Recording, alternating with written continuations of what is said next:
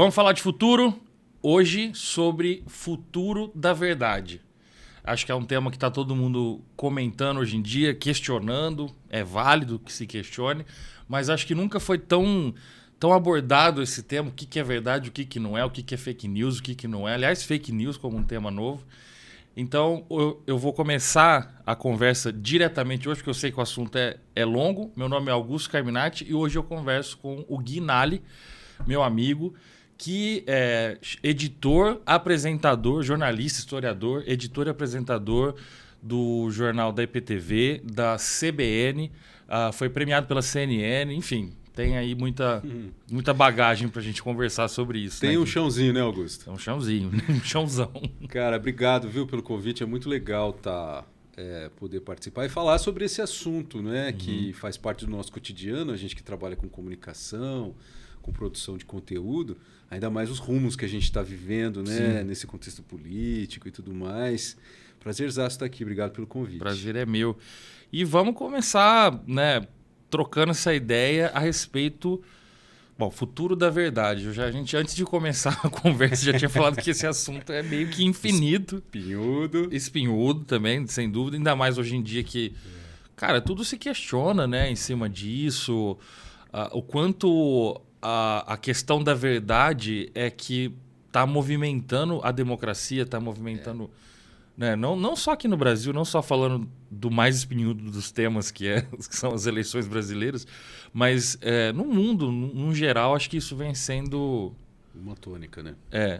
Sem dúvida. Se a gente começar do agora, antes de voltar para o passado, né? Para fazer uma revisão e ao mesmo tempo fazendo as duas coisas ao mesmo tempo... verdade, a gente já está falando no termo pós-verdade, né? Você com certeza vem discutindo bastante isso, que é essa questão, né, Augusto, de não lidar com a formação de opinião através do fato concreto, mas sim a partir das emoções e das sensações que se despertam nos sujeitos. O que é um problema, porque isso simplesmente...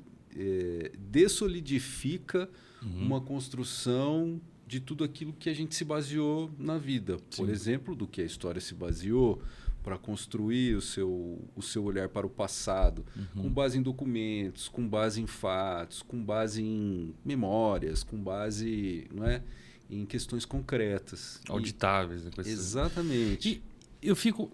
A pergunta que acho que é a primeira que me vem à cabeça, assim, principalmente para falar com um jornalista e historiador, acho que a junção das duas coisas é muito importante aqui. Mas existe a verdade absoluta? Existe a verdade mesmo? Pois eu acho que a filosofia já passa centenas e centenas e centenas de anos tentando definir isso, né? Mas do ponto de vista da informação, do ponto de vista da construção da opinião enfim, o que rodeia esse universo, é impossível você falar em verdade absoluta, em uma verdade, até mesmo porque a vida é repleta de interpretações, não é? Agora, uma coisa é você basear a sua interpretação em argumentos lógicos, científicos, concretos, né, em fatos, do que em achismos ou em o que é bom para mim não emocional. É bom para o outro, né? Mais emotivo, mais emocional, mais passional e ao mesmo tempo que abre espaço para manipulações, né? Então, quando a gente trabalha, por exemplo, na cobertura diária de um jornal, muito se fala sobre a busca da imparcialidade, a busca da isenção, não é? É possível isso? Se a gente olhar simplesmente para o sujeito enquanto construção, ele sempre parte de algum lugar. Então, ele sempre está cheio de referências. Se ele está cheio de referências e tem a sua visão de mundo, tem o seu lugar social, se ele nasceu em determinada cidade, em determinado bairro, com uma determinada renda, a vida dele vai ser diferente, não é? Necessariamente. Vai ser diferente, porque a própria família dele, a cultura onde ele viveu. Então, ele sempre vai partir de um lugar. É impossível a gente falar em imparcialidade e, ao mesmo tempo, é impossível falar em verdade única, né? Agora, o que não nos impede de fazer um trabalho amplo no sentido de aspectos e diferentes lados e trazer vários olhares e várias visões também baseadas em argumentos. Por que não? E aí construir um processo de diálogo e de debate, né? Isso, porque claro que a verdade depende do contexto, né? Vai depender de cada um, como você acabou de falar. O cara nasce num lugar, então ele tem um contexto de onde ele veio, né? E aquilo não é um determinismo, acho que não chega a ser isso. A história é determinista e a gente tem que ter um olhar determinista. Mas é um olhar de contexto, né? A gente tem que ter esse cuidado, né? É um contexto. E se a gente for pensar, Augusto, hoje em dia, nesse processo em que a gente está vivendo, em que as pessoas estão ignorando os fatos concretos, né? E lidando dentro das suas bolhas, e é claro que tudo isso muito impulsionado pelas tecnologias, pela maneira com que a gente está se comunicando, muito fragmentada, né? Então, quando a gente olha para as redes sociais, a gente vê uma informação pingada, ela não é mais corpuda, ela não é mais profunda, né? Ela é pingada. Então eu pego aquilo que me toma, a parte que me cabe e desprezo aquela outra que não. E não necessariamente você está mentindo, né? Isso, são partes, né? São pedaços da realidade, são fragmentos da realidade. E isso a internet acabou impulsionando e é o momento em que a gente se encontra hoje, né? Quando a gente volta para o passado e olha na época de Gutenberg, quando a prensa foi inventada, nós estamos vivendo exatamente o momento antes dele. Por quê? Porque era um momento em que a sociedade não tinha acesso à informação. Ou seja, as distâncias eram gigantescas para que uma informação saísse, né, antes do papel, antes da industrialização, né, do processo de imprensa, em livros, em informações mais condensadas, muito tempo para que uma informação chegasse. Então havia muita confusão. Distância e tempo eram indissociáveis. Indissociáveis. E a condução de uma sociedade se moldava de acordo com as pessoas que tomavam suas decisões ali, né? E as guerras e os conflitos e as ações políticas demoravam muito para acontecer diante dessas relações entre uma cidade e outra, um estado e outro, um reino e outro.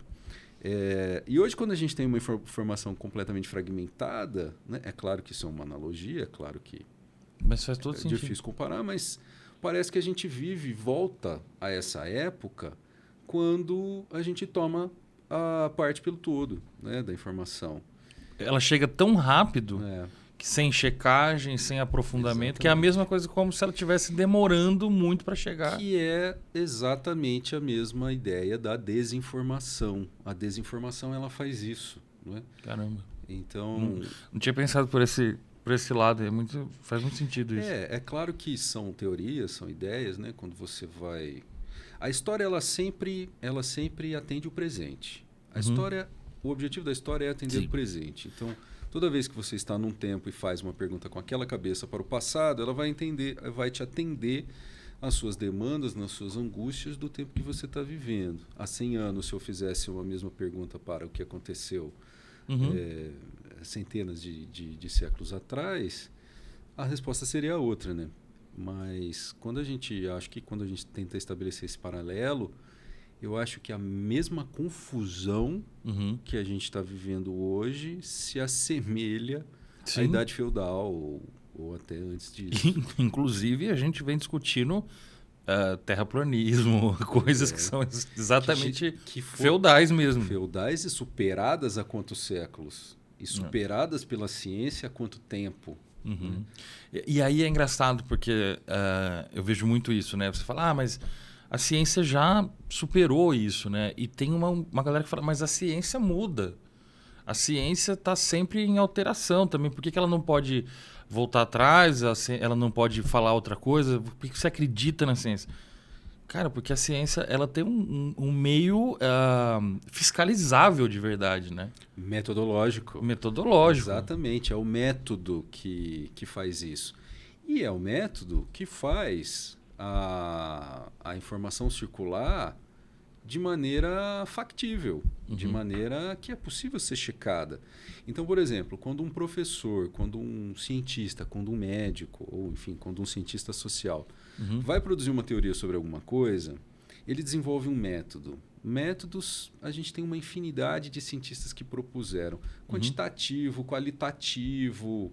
O que basicamente é isso? É quando você constrói uma caixinha, uma equação que é possível ser replicada. Então você pega um tema, coloca naquela equação e você tem um resultado. Isso é possível fazer em matemática, em humanidades, em biológicas, enfim.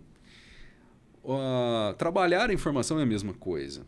Então, o processo de você apurar uma informação, checar uma informação, trazendo agora para o jornalismo, né?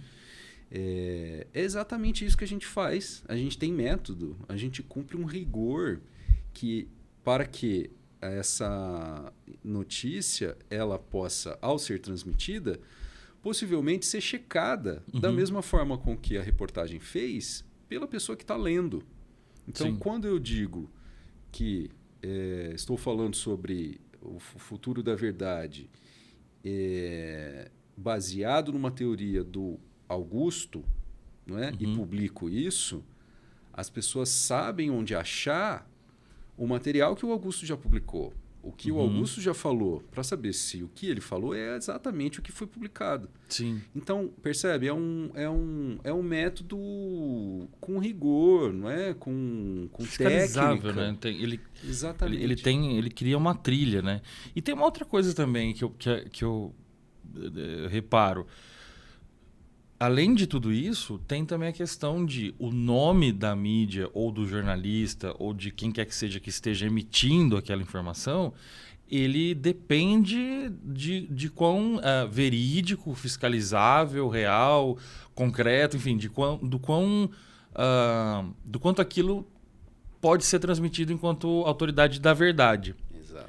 Né? Ele tem responsabilidade em cima daquilo porque ele depende daquilo. Total.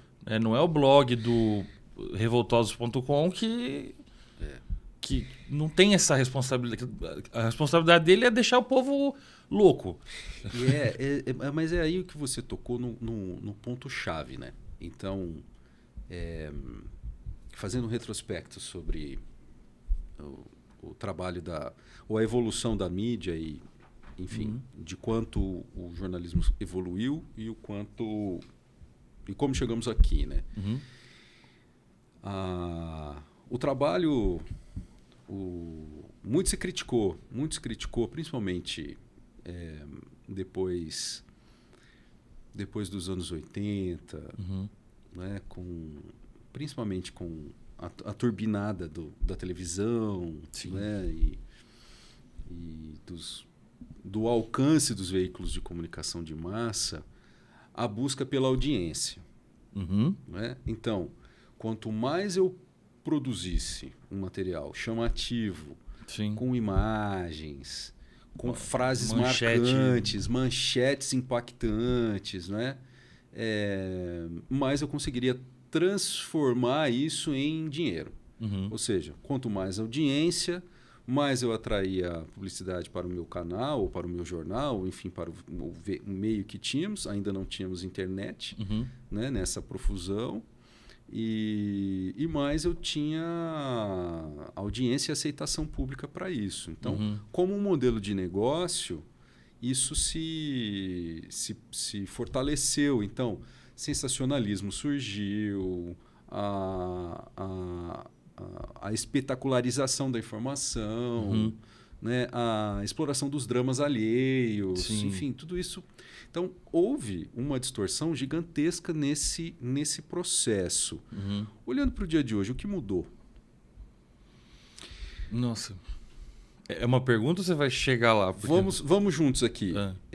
Basicamente, quando a gente olha, a gente vê que a internet produziu o que com isso? Ela simplesmente rompeu a lógica do monopólio. Sim. ela rompeu a lógica do monopólio dos grandes veículos de comunicação de massa e transformou o telespectador, o consumidor de informação passivo em produtor de informação. Em veículo de comunicação em veículo de informação. Qual é a diferença entre um e outro? Hoje, com o impacto da internet, com o poder da internet e os influenciadores mostrando a que vieram, né, a sua capacidade de comunicação, que a gente precisa tirar o chapéu, porque essas pessoas se comunicam muito bem, falam a linguagem das pessoas, o que talvez a televisão não consiga mais fazer. Enfim, isso é outra discussão. Também conseguem ter um alcance gigantesco. Consegue. Não é? A diferença é que são eles. Eles não têm uma corporação, um CNPJ, uma ética profissional, não tem responsabilidade, né? Sabe aquele juramento que você faz quando você termina a faculdade? Então, o jornalista ele tem a sua missão com as pessoas, com a técnica da apuração, com a informação. É isso, é a responsabilidade. Então, a diferença é essa, é o peso do impacto. Então, tudo aquilo que se produziu e sempre houve, não é? E a própria mídia produziu isso, não é? De a notícia, pela audiência, o sensacionalismo, tal, sempre teve. Mas ainda assim havia uma responsabilidade. Todos esses veículos pagaram pelos erros que cometeram. Sim. Pelos seus diretores, foram processados, as suas redações e tal. Tem toda uma cadeia. Tinha um nome, né? CNPJ, tinham, sabe, as pessoas eram encontradas, quem publicava o quê, o jornalista que fez o quê, né? Enfim, as fontes. Né? Hoje, você tem uma profusão que você não sabe de onde sai.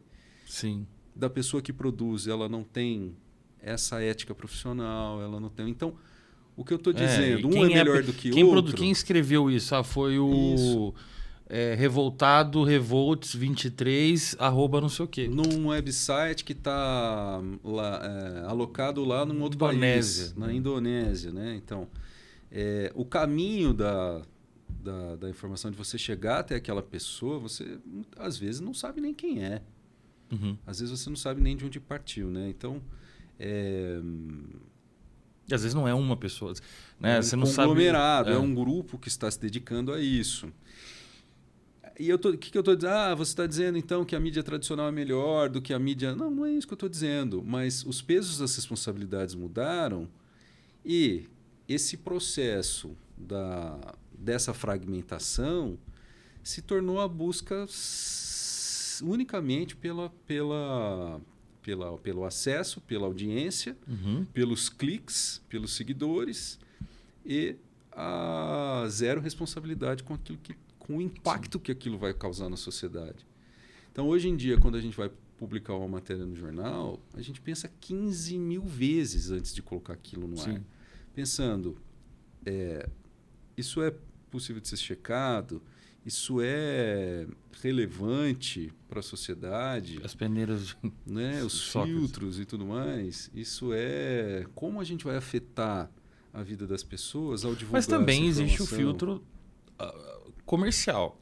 Claro que sim, sem dúvida nenhuma. Tem que levar em consideração, né? Não... Sem dúvida nenhuma. E tanto que um veículo publica a matéria de um jeito e outro publica a matéria de outro. As linhas editoriais, elas são... As linhas editoriais dos veículos, né, por mais isentas que elas sejam, ou por mais livres de amarras comerciais que elas estejam, e o jornalismo deve ser livre no sentido de... Mas nada é. Exatamente. De você não ser influenciado pelo dinheiro, na prática, a coisa sempre vai ser... Sempre vai ser diferente, né? E outra também, tem os seus valores subjetivos, pessoais, né? Que cara, às vezes o tom de voz que você acaba dando uma notícia vai influenciar na forma como eu vou receber, né? Para você ter uma ideia, eu acho que essa é uma curiosidade, né, de bastidores que talvez as pessoas não tenham, né?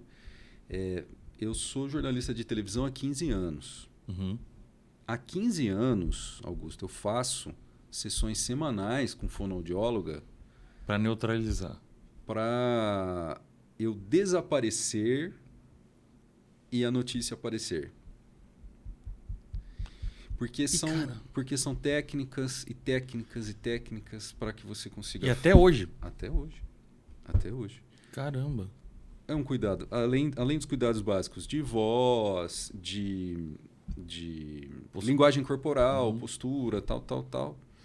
Fisionomia, expressões. Né? E hoje, no entanto, o que chama atenção, o que garante clique, o que garante tudo isso é o oposto. O oposto disso. É você, o meio aparecer mais do que a mensagem, né? O mensageiro aparecer mais que a mensagem. O foco está no mensageiro.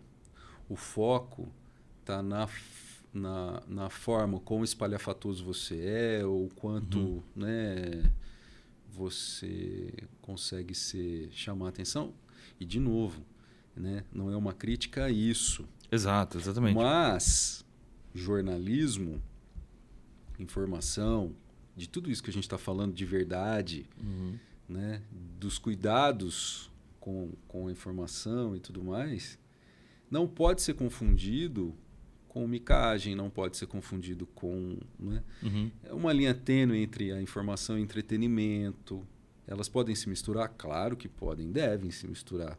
Quem não gosta de assistir uma bela de uma partida de futebol, um programa esportivo bacana, ou um programa de cultura com crítica, análise, sim, pessoal, humor, né? muito humor e tal, né? Gosta, né? Mas então, há que se separar uma coisa e outra. E aí, até quando a gente vai continuar? É sugestiva a pergunta e a resposta também. Mas assim, até quando a gente precisa entender que tem que separar? Porque a minha impressão atualmente é de que isso está se fundindo cada vez mais e que isso não vai voltar. Que na verdade o caminho é o oposto, né? Que a gente vai chegar num ponto que a informação vai ser uma dancinha e o jornal... Eu não sei se eu estou sendo muito... Não, o que a gente está vendo acontecer é isso, né? Exato. A gente está vendo acontecer isso. Eu também vejo isso acontecer. E não é uma crítica necessariamente, né? Agora, há que se tomar esses cuidados, né, Augusto? Porque quando você fala em... Vamos lá. Quando você fala em pós-verdade... você automaticamente levanta uma outra indagação. Quando houve a verdade, né? Não, e assim, diante desse contexto que a gente passou hoje, automaticamente, depois dessa palavra, você vem. Quer dizer que a gente pode viver uma pós-democracia? A gente pode viver uma pós tudo que a gente já... Eu sempre tive essa questão com o pós-moderno. Isso. Quando surgiu o termo como pós-moderno? Moderno é sempre o que está agora, né? Tipo, seria o contemporâneo, mas pós-moderno, o que vem depois de moderno já é o último. Eu ficava com isso na cabeça, mas é uma questão minha, assim. Mas você vê, né, o quanto isso é necessário de debate e o quanto é perigoso esse movimento que a gente está vivendo. Então, se a gente for pegar, né, batendo ainda nesse termo da verdade e da desinformação, né? Quando você tem as últimas eleições americanas, do Donald Trump, você tem um aparelhamento de todo esse processo que a gente está falando, de fragmentação da notícia, de uso das tecnologias. Quando eu digo tecnologias, as bolhas das redes, os algoritmos, enfim, tudo aquilo que promove, Big Data, que promove a busca de cliques e vai atraindo, vai jogando com a preferência do sujeito, com a interação que ele faz ali. Tudo isso deu de bandeja para diversos grupos a manipulação e as distorções disso. Nós vimos vir à tona o caso da Cambridge Analytica. Sim. Né? Que é a empresa que estava ligada ao Facebook, que roubou uma base de dados dos usuários e, a partir dessa Big Data, conseguiu influenciar diretamente nas eleições. Né? Sim. Então, Guilherme, você está inventando tudo isso. Né? uma série de reportagens investigativas conseguiram ter acesso aos documentos, documentos que foram publicados para que as pessoas checassem e tirassem suas conclusões e tudo mais. Então, o jornalismo sério que tem um revelando esse processo, né? E quando a gente transporta isso para cá, hoje, quando a gente transporta isso para o Brasil, a gente está vivendo isso ainda. Quer dizer, as eleições acabaram, mas esse processo não acabou. Exato. Então, as pessoas estão utilizando das emoções, ignorando os fatos concretos, acreditando naquilo que elas querem. Eu tinha uma galera em Porto Alegre falando com os ETs, né?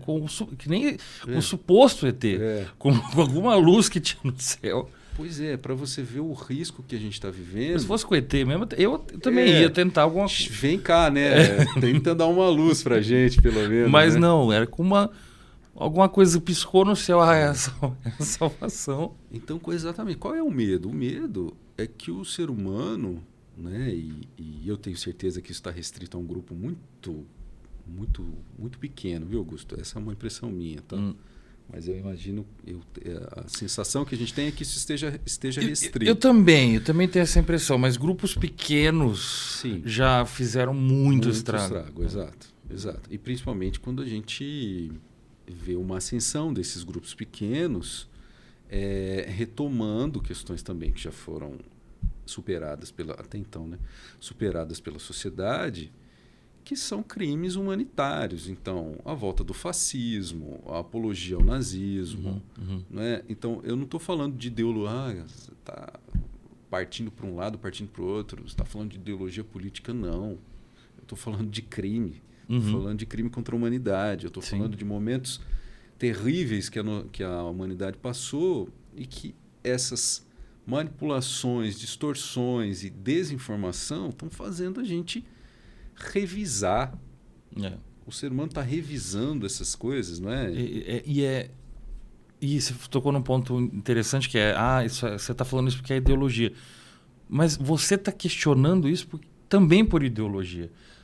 Porque tudo é ideológico. Não existe algo que não seja. Você achar que você não está dentro de uma ideologia é mais ideológico ainda. Porque fora as ideologias que a gente desenvolveu, ou o acúmulo de culturas que a gente juntou dentro de caixinhas, né, de metodológicas, que são as ideologias. Separamos a vida ainda. Fora isso, o que é natural, o que é orgânico do ser humano, o que não é ideológico? É comer, é dormir, é o fisiológico. O resto é social, é ideológico, é inventado e garanta qualquer um manipulado. Escola sem partido. Isso aí eu lembro e é uma coisa que a gente pode até falar, porque inclusive os dois lados baniram a escola sem partido da conversa. O horário que você entra na escola, ter um horário no dia, seguir um horário, é uma ideologia. Você usar um uniforme na escola é ideológico. Escola é uma ideologia. A grade curricular que tem naquela escola é ideológico. Você faz parte de um grupo ideológico, de um agrupamento de ideias que formam uma ideologia de um lado ou de outro aqui, mas você está dentro de uma ideologia. Isso inevitavelmente, né? E a galera vem hoje com essa questão de não, isso aí você está vindo com esse papo, porque não vem com ideologia para cima de mim. Cara, você não querer ouvir alguma coisa é mais ideológico ainda. Mas esse termo está sendo usado erroneamente, né? Esse termo está sendo usado de uma maneira muito pejorativa. De um grupo dizendo assim, o que eles estão chamando de ideologia essa é a sua opinião. Ou isso, né? Esquerda ou direita. Mas, não, essa é a sua opinião. Não concordo. Então... A sua ideologia. É a sua ideologia. Quer dizer, né? É triste isso. É triste. Então, assim, o mundo virou esse fla-flu, né? Virou esse fla-flu. E ultrapassou o Brasil, né? Aliás, não começou aqui. Mas a gente talvez seja o reflexo. Mas não é só aqui, tá impressionante isso. Mas é isso, Augusto. E avançando nessas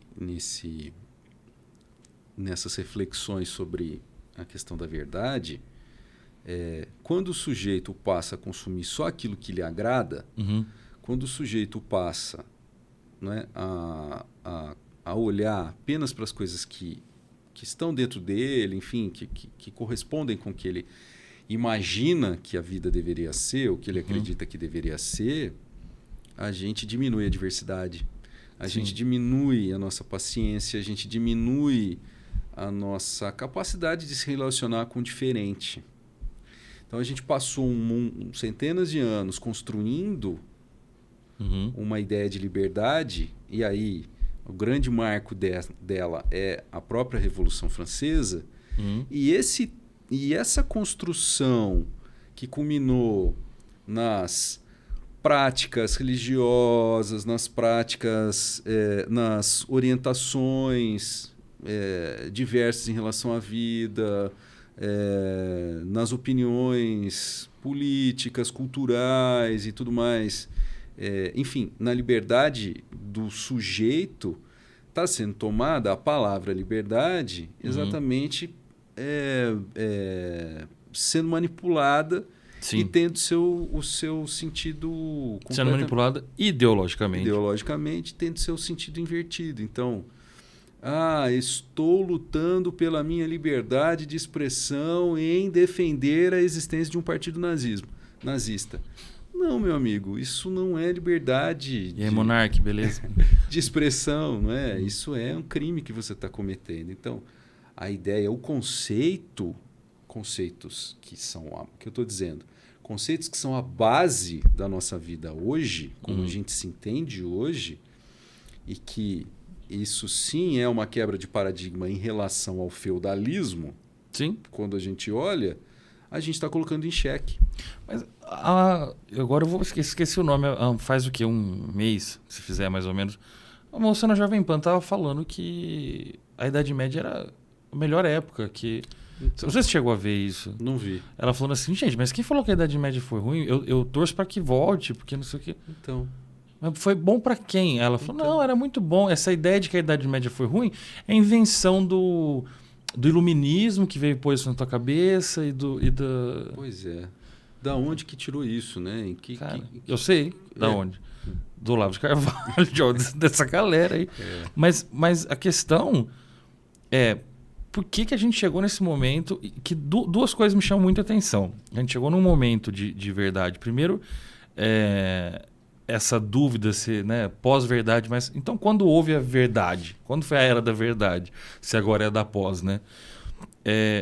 Mas a gente tem essa mania de recorrer sempre a passados inventados. Inventados? Esse, por exemplo... Esse, por exemplo, é um. Mas a história...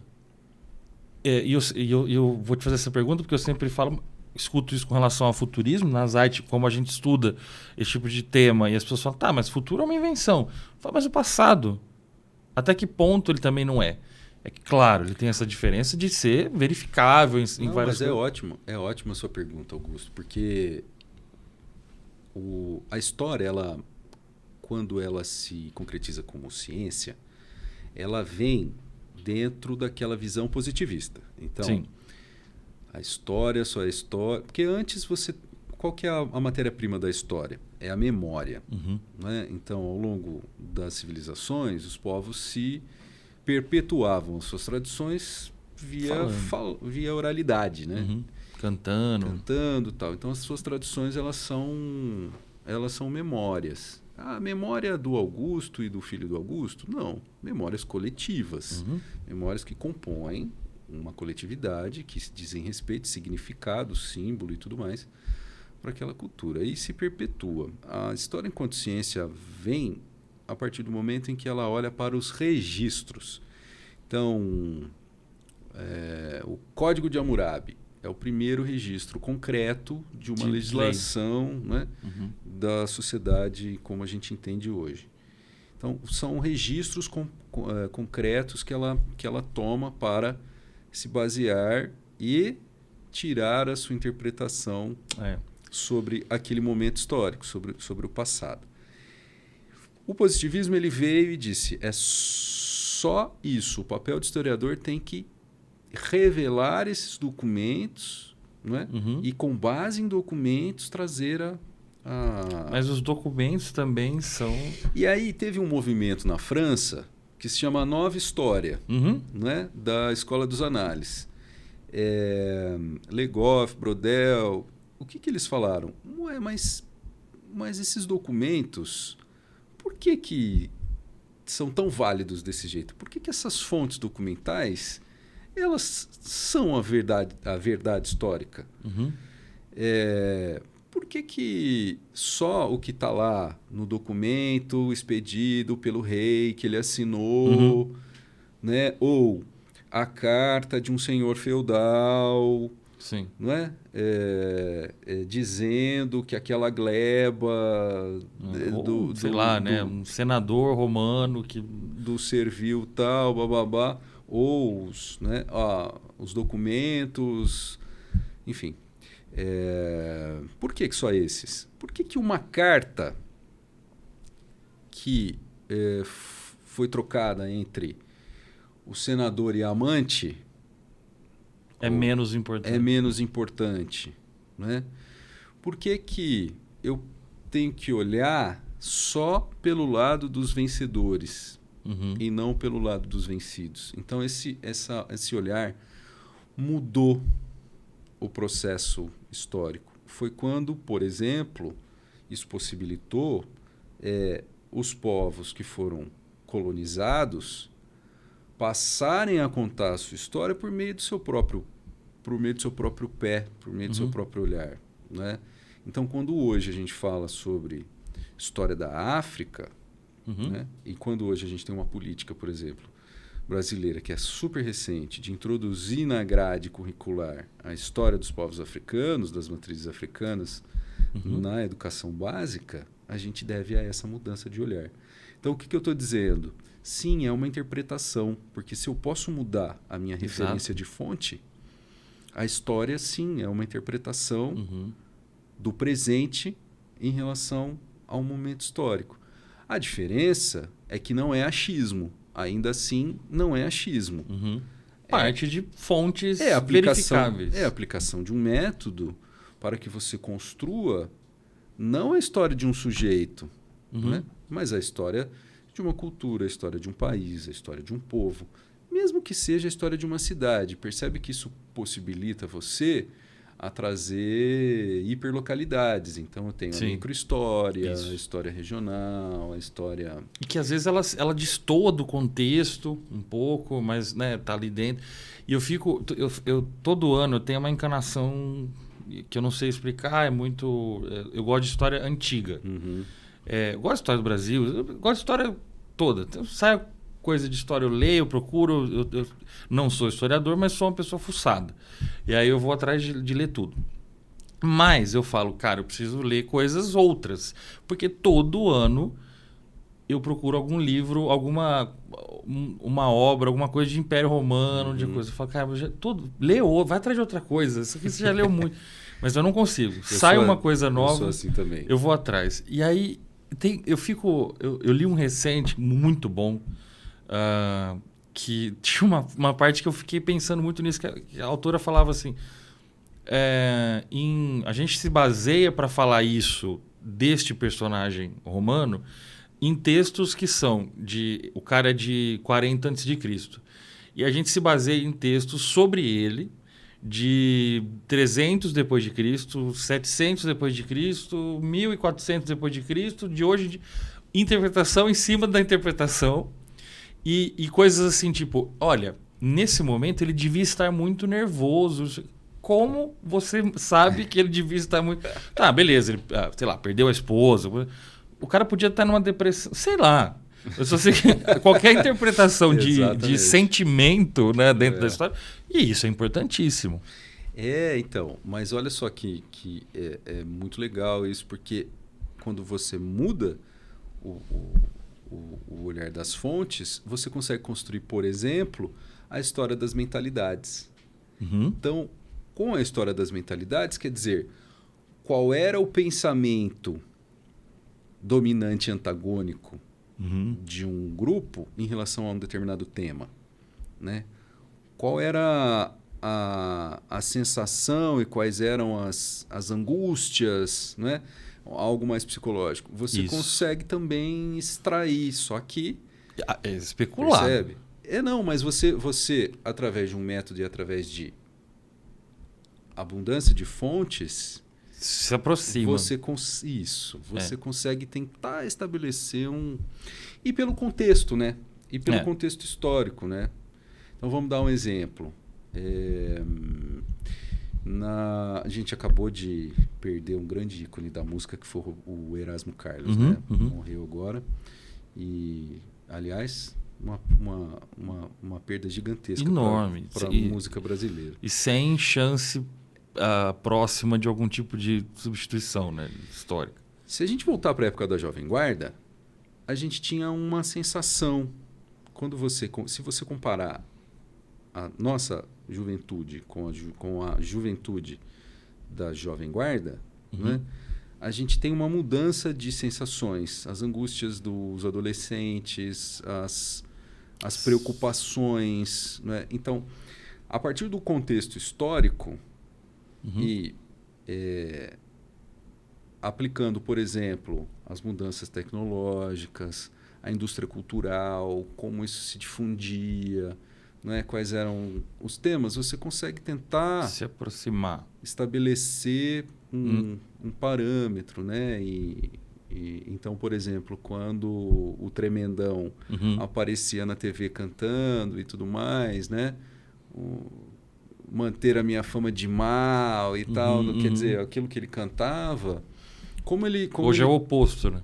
Como ele se comunicava com a juventude, não é? O que isso fazia sentido, né? Hoje, qual é a mentalidade, né? No que diz respeito ao mundo da música ou algo assim. Se você vê que tem tanta gente, né? Por exemplo, se eu for fazer uma análise daqui a 50 anos do nosso período hoje, eu vejo que tem uma quantidade enorme de jovens do sexo masculino fazendo sucesso através de sua sensibilidade, desconstrução, enfim. E aí eu vejo, então, peraí, então a angústia naquela época, se isso está fazendo sucesso, é porque isso é isso, mais ou menos.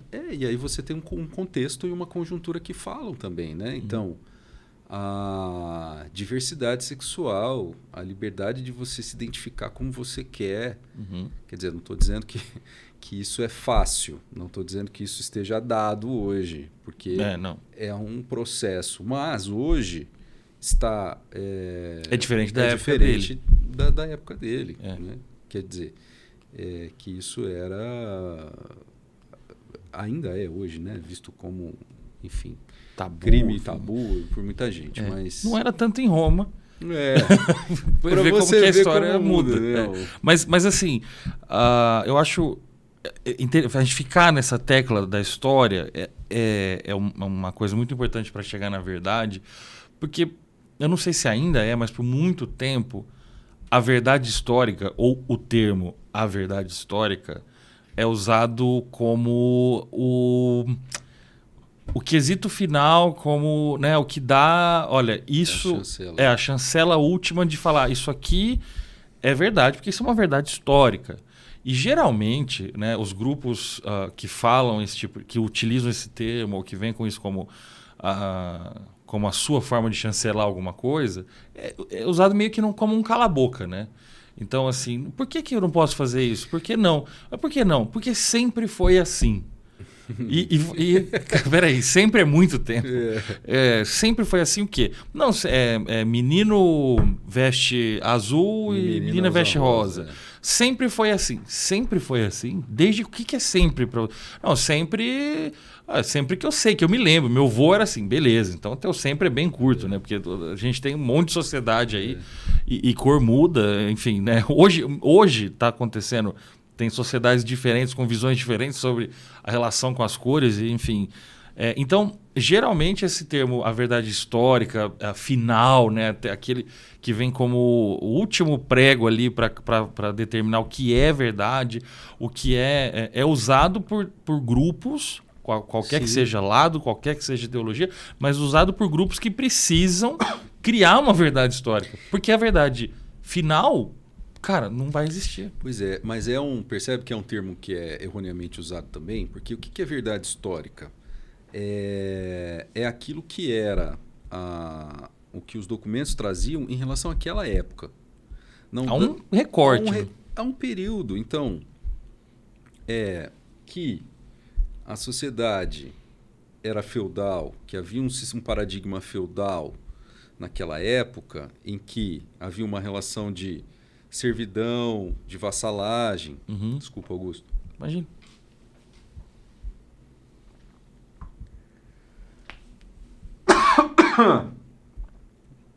Deu ruim aqui na garganta. De boa. Então, voltando. Quando você olha para um período, você precisa analisar essa verdade histórica como o recorte da época. Uhum. Não dá para eu utilizar aquilo com a cabeça de hoje. Uhum. Eu tenho que entender o que era para contar para o presente, não é? Responder ao presente quais eram os meandros daquilo naquele momento. Uhum. Então, percebe que você toma um momento e um fato para atender o que você está querendo aqui agora. Então, Sim. é preciso, quando você fala sobre a sociedade grega, Uhum. né? Que ainda assim. Quando havia uma relação homoafetiva entre os coronéis, ou enfim, contra os homens, os cidadãos gregos, é impossível você fazer uma comparação com a cabeça do sujeito hoje. Por quê? Porque havia uma idealização de um homem enquanto ser superior. Uhum. Né? Isso não significava que ele não se relacionava com mulheres. Sim, sim. Mas havia percebe? A lógica e a mentalidade é outra. Então é muito difícil você comparar uma coisa e outra. Então, verdade histórica do momento, né? Então, o que aqueles fragmentos trazem em relação àquele período? Por isso é muito difícil você falar em verdade histórica. Sempre foi assim. Por quê?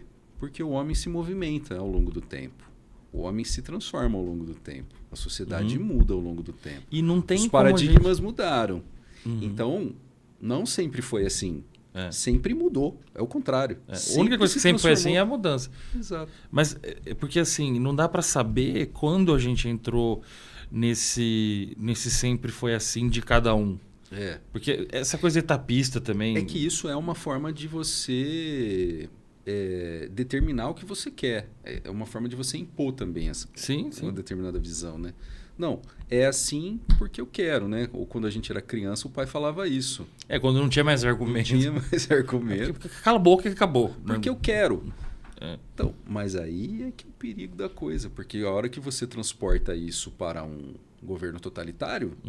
você tem posturas autocráticas que a gente está vivendo em ascender em grupos a partir dessa mistura de...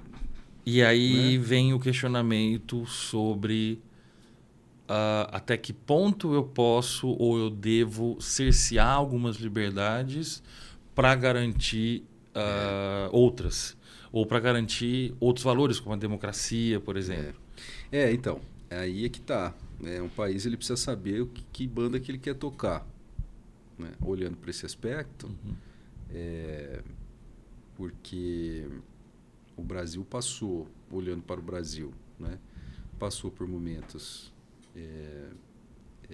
terríveis de cerceamento de liberdade, com ditaduras, e não foi uma só. A história da República Brasileira é baseada em ditadura, né? A própria República é um golpe. A própria República, feita pelas mãos dos militares, já é algo a ser questionado pelo país enquanto nação. Né? O Estado Novo ele foi um grande momento de ditadura. Houve transformações gigantescas. 64... houve transformações em várias ditaduras. Exatamente. 64... também uma outra ditadura pior do que a do Estado Novo em função da violência, também nas mãos dos militares. Quer dizer, chegamos a uma democracia muito sensível e jovem que está flertando em voltar com grupos tentando voltar com esses períodos. E com pessoas desses períodos ainda vivas. Ainda vivas. Pois é. A proximidade é muito grande. E aí eu acho que é o ponto que eu particularmente penso que é nevrálgico nessa relação, né? Que é a memória. Quando você olha, especialmente, usando como exemplo a ditadura militar, e você tem pessoas que dizem que a ditadura militar foi boa, ou que algo nesse sentido, isso perpassa um processo de democratização que, não foi completado, 2, não foi superado, quer dizer, a democracia ela não foi estabelecida 100% no sentido de que você anistiou os crimes cometidos, você promoveu o país promoveu uma conciliação, a própria lei de anistia é um exemplo disso. Questionável. E você não solidifica uma memória em relação ao período ou a uma memória única. Porque então não criou essa verdade. memória ela foi tomada, ela foi fragmentada por esses grupos. E aí eu digo que é um problema, por quê? Porque a democracia ela é a base da nossa, né, do nosso sistema. E ela é caótica. Ela é caótica, mas ela não pode ser questionada. Esse que é o X da história, né? Esse que é o X da questão.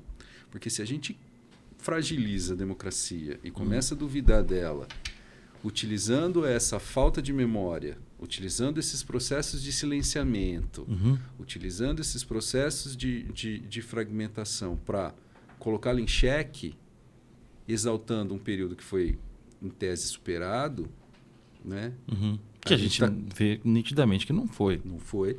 A gente está correndo um sério risco novamente, né? Então, a falta de memória, ela afeta profundamente a verdade. Esse conceito de verdade. E é triste, né, que a gente tenha chegado, depois de tanto tempo, né, ter que voltar a essa discussão, mas eu acho que ela está nitidamente aí mesmo, assim, né? A gente não tá em tempo de rir mais, porque tinha uma época onde surgia um personagem ou outro desse e a gente levava como lá vem o doido falar da ditadura ou questionar a ditadura. Pouquíssimo que existia, a gente levava como piada. Porque era piada, né? Porque é impensável você hoje o questionamento mas não era ditadura, era intervenção militar.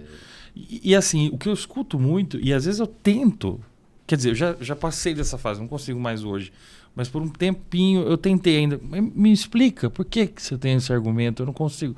Hoje eu não consigo realmente mais. Assim, eu me embolhei mais nos últimos tempos. Mas eu escutava muito assim, porque existia ordem.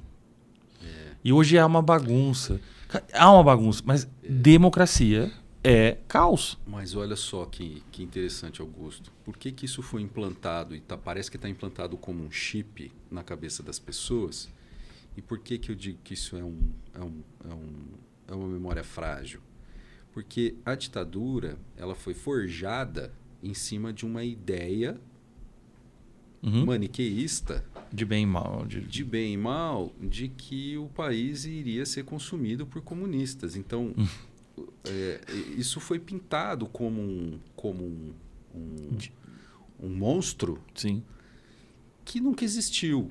Né? Quais foram os caminhos comunistas do Brasil? A Coluna Prestes, que durou pouco. Cara, é só. Do que mais? E você teve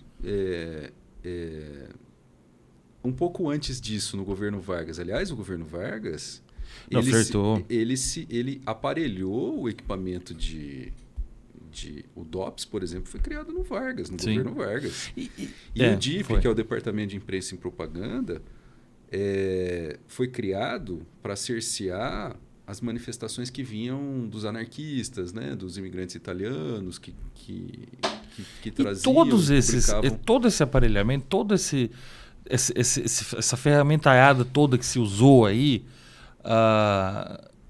nessas ditaduras de direita aqui no Brasil são ferramentas de ditaduras de esquerda lá fora que aqui a gente aceitou usar para não ter a de esquerda, cara. E aí você tem essa briga com o inimaginável. Então, o que eu estou dizendo é a implantação do medo. E é uma técnica, como você mesmo está dizendo, mais velha do que andar para trás, que outros governos totalitários sempre implicaram isso, alguns deles, inclusive, usando a figura de Deus, né? Governos ou do comunista, ou do judeu, ou do... Sempre você põe ali um... Mas a ideia é a mesma, a estratégia é a mesma, é implantar o medo. E hoje, quando a gente vê as coisas acontecendo e voltar nessa questão de revisar a história e falar que não foi ditadura, foi intervenção, foi evolução, você muda as narrativas para justificar aquilo que estava querendo se determinar. Então, vou implantar o medo, né? Isso foi retomado, olha só, nós voltamos a um pré-64 de um grupo mesmo em 2022, de um grupo dizendo não, mas o comunismo vai comer criancinha e todo mundo vai usar banheiro unissex e não sei mamadeira de piroca e todas essas fake news e tal, com base nesse maniqueísmo, né? E você falou fake news. Mudando agora completamente esse rumo, mas é que uma pergunta que eu queria fazer. Mentira e fake news é a mesma coisa? A gente tem dois conceitos que são importantes diferenciar hoje, que os teóricos estão, né, e os jornalistas estão trabalhando. Fake news, que é a informação falsa, e a desinformação. Qual seria a diferença entre uma coisa e outra? Uma coisa é você dizer que esse não é um copo de vidro, esse aqui é um copo de plástico. Não é? Isso, e difundir isso como fato. Então, isso é uma notícia falsa. Outra coisa é eu falar a mesma coisa, não é? Com uma intenção de prejudicar e uma intenção de manipular a indústria de fabricação de vidro. Dolo e culpa. Viajando na maionese aqui. Então, a desinformação ela é uma peça, ela é uma engrenagem com caminho, com produção, né, que é o que a gente vê na política acontecer. E a desinformação não é novidade. Não é novidade. A novidade é que ela ganhou alcance, impacto e massa. Com um agravante, que ela está no privado. Sim. Ela não está mais no público.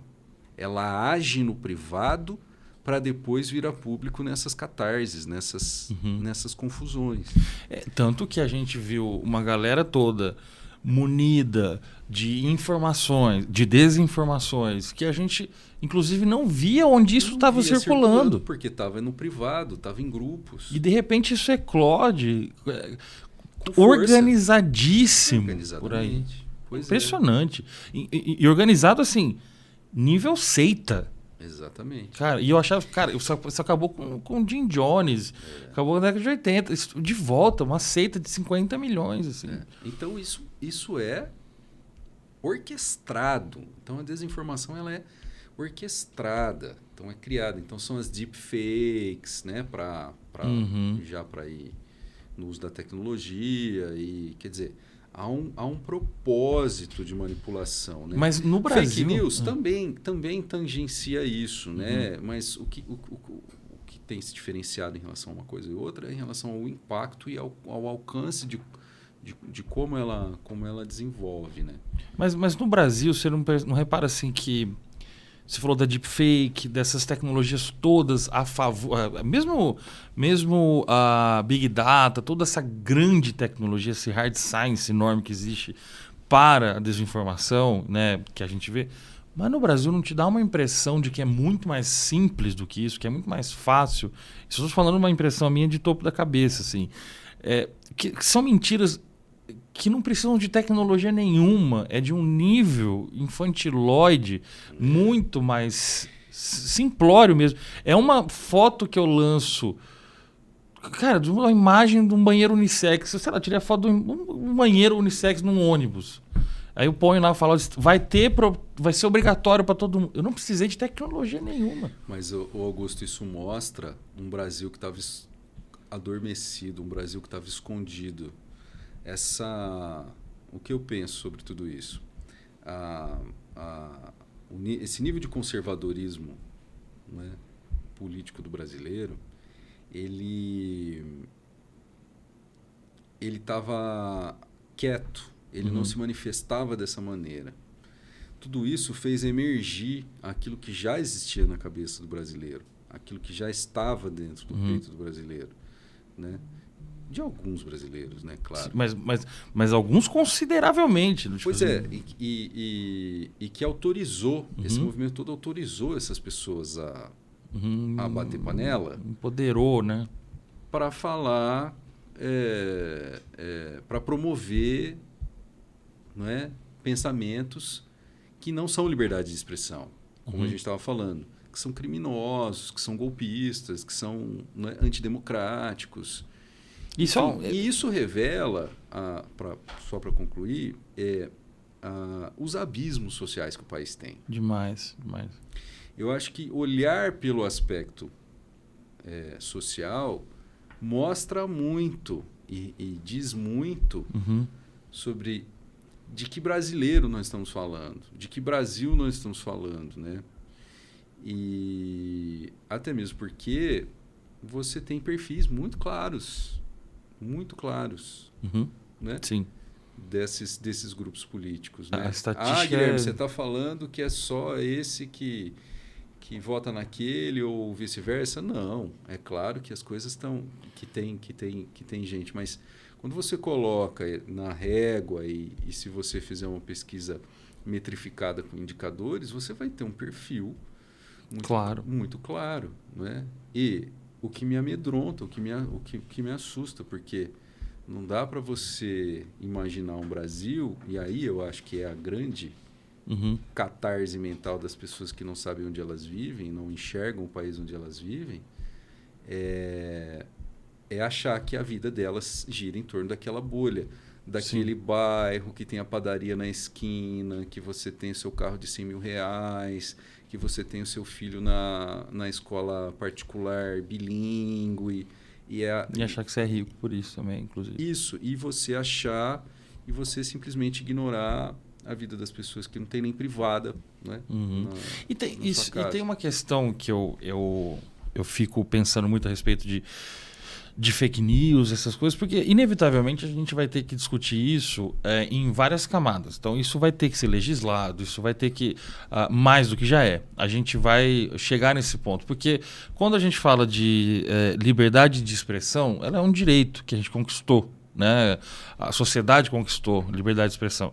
E não existe direito desvinculado de dever. Perfeito. Não existe, não tem como. Que limite.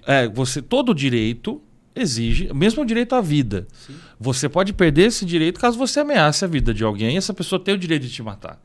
Então, todo direito é vinculado a um dever. Então, inclusive, nenhum direito é absoluto. Nenhum. O fruto do direito tem raiz no dever. Então, é isso que as pessoas, em primeiro lugar, precisam aprender. Mas aí, quando a gente chega na questão da fake news, e eu reparei isso assim, nesses últimos tempos, que foi uma escola para a gente observar, estudar o que é fake news, o que é verdade, né? Toda essa discussão recente ensinou muito. Primeiro deixou a gente bem maluco. Sim. Né? Eu cheguei a ponto de duvidar da minha sanidade e do meu ódio e falando, não estou vendo, não está acontecendo isso. Mas, de qualquer forma, a gente pôde estudar. né, acontecendo ali, vendo, observando. E uma coisa que eu observei bastante é que o que eu considerava, né, como fake news, assim, além da parte da intenção, a intenção de causar algum tipo de comportamento através das fake news, também a forma como ela é criada, que não necessariamente é com uma mentira. Sim.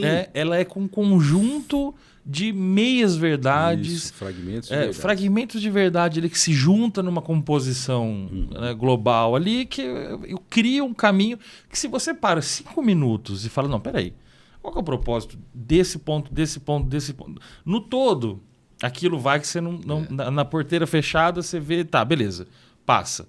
Mas quando você fala, não, peraí, deixa eu ver só esse daqui. Não, isso aqui não faz sentido. Exato. Quando você tira a célula do todo ali, você já vê que não faz sentido. Mas não há tempo para isso, que é aquele ponto primeiro que você falou, da velocidade da informação. E não há tempo para verificar. Mas o segundo é sempre essas pequenas verdades, esses fragmentos, eles vêm como uma espécie de verdade contrabandeada. Se você reparar, vem sempre assim. A forma, né, que esse conteúdo chega. E forma e conteúdo indissociável também. E aí ele chega assim, olha, eu tenho aqui uma notícia em primeira mão, que só eu tenho, que todo mundo mentiu para você, é exclusivo, a mídia mentiu para você, o mundo mentiu para você, Einstein mentiu para você, Jesus mentiu para você, Deus mentiu para você. Cara, todo mundo mentiu. Eu tenho essa... Sou a luz, a verdade e a vida. Exatamente. Eu tenho... Mas eu consegui aonde? Num livro? Não, imagina. Livro mente. Eu consegui de um tio que foi não sei aonde, sofreu, tá escondido por conta disso. Parece aquelas... Lembra do Gugu, quando ele trazia o cara que encontrou o chupacabra e que tinha que ficar com capuz para contar? Era esse nível que a gente tá. Isso aí. E são esse monte de verdade com esse verniz de contrabando de verdade, todos trazendo algo que é exclusivo. Isso. E aí você fala, pô, só eu que sou tonto, que não estava sabendo. Ou então, agora eu sou iluminado. Eu sei de que vocês aí, mortais humanos, não sabem. Eu tive acesso. Mexe com o ego da pessoa. Mexe com o ego da pessoa, se utiliza do medo, mexe com essa relação. É o chupa-cabra. É o chupa-cabra. Mexe com essa relação. Não, eu agora tenho a informação. Mexe com a relação... Porque informação é poder e controle. Então, incute na pessoa essa relação de não. Agora eu faço parte de uma camada que tem poder e controle porque detém a informação. Mexe com o medo, ou seja, desperta temor no sujeito para que ele tema pela sua vida, dos seus, e esteja inclinado a acreditar naquela informação. Usa da teoria da conspiração, quer dizer, existe né, aí a gente já começa a...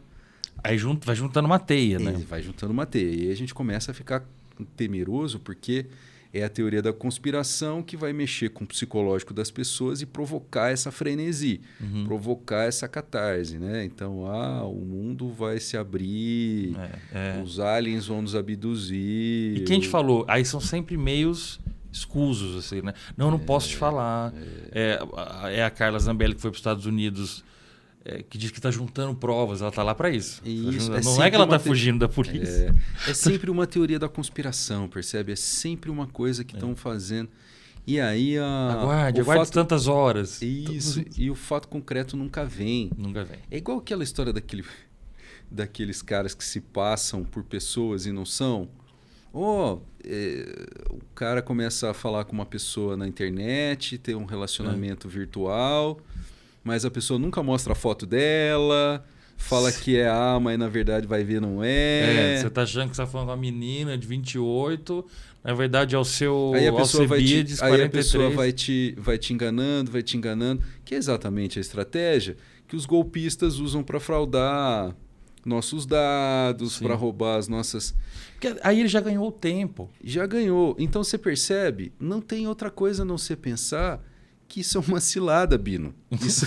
Todas. Ciladas. Né? Isso é um golpe, isso é um crime. Então essa coisa de incutir o medo... mas não dá tempo, né? Não dá tempo. E também tem uma coisa, acho que para finalizar, que é o último passo, que é a vergonha, que te impede de agir diferente. Uma vez o maior golpe já aplicado da história foi de um cidadão que vendeu a Torre Eiffel. Você já deve ter visto esse caso. O cara Muito encontrou bom. com alguém lá em frente à Torre Eiffel e falou: você gostou? Gostei, tô vendendo. Mas é tua? É minha, você quer comprar? Ué, quero. Te vendo por, sei lá, 300 libras, né, que ele vendeu para um cara que era inglês. E aí o cara comprou, ele falou: valeu, tchau, tá aqui a escritura. Assinou um papel lá e deu para ele. O cara foi embora e acho que passou uns 5 minutos, 10 minutos, aquilo falou: o que eu fiz? Eu fui muito idiota, cara. Caí no pior golpe da história.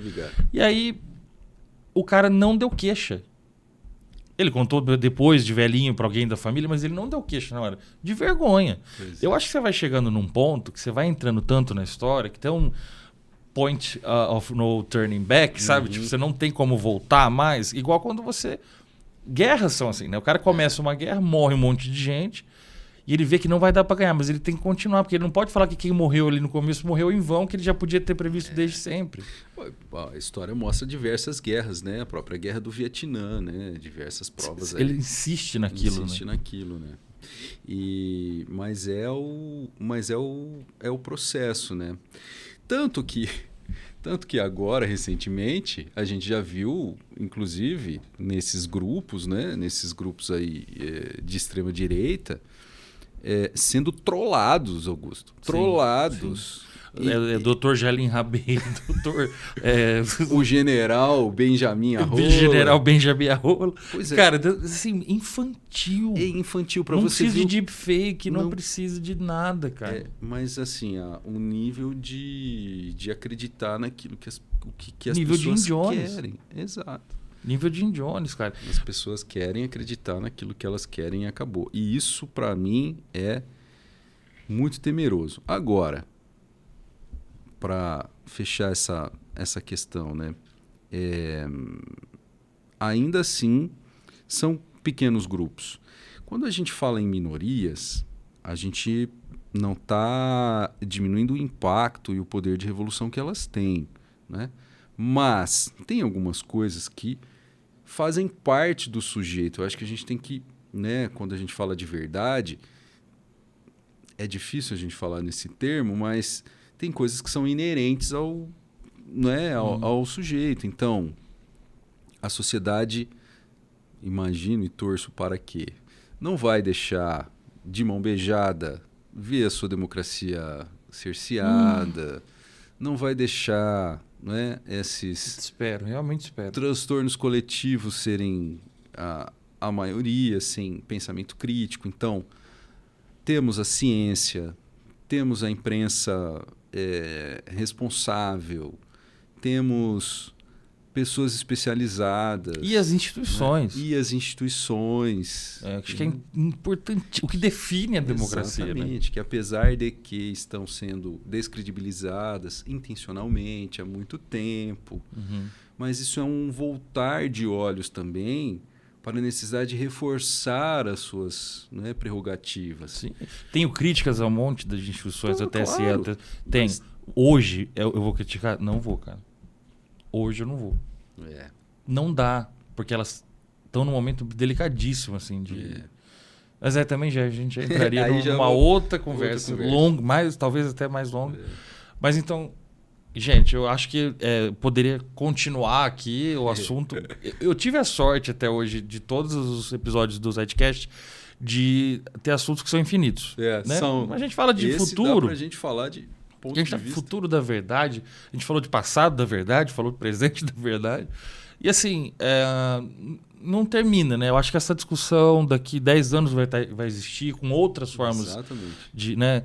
E faz parte da democracia, faz parte da sociedade ter essas discussões e criar mecanismos suficientes para que essas discussões continuem, inclusive, né? Acho que isso é bom lembrar. E não que a gente não tenha mais discussões. Essa não é a sociedade que a gente gostaria. Então, agradecer mais uma vez demais pelo teu tempo, pelo teu conhecimento. O papo foi riquíssimo aqui. Tenho certeza que todo mundo vai adorar ouvir.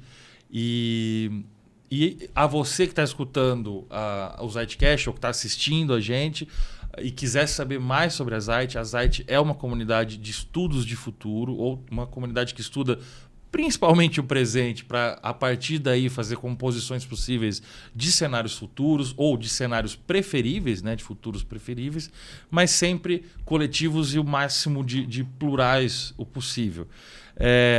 Então, obrigado a quem escutou, assistiu até aí, tem mais episódios e vamos que vamos. Obrigadão. Obrigado, galera. Até.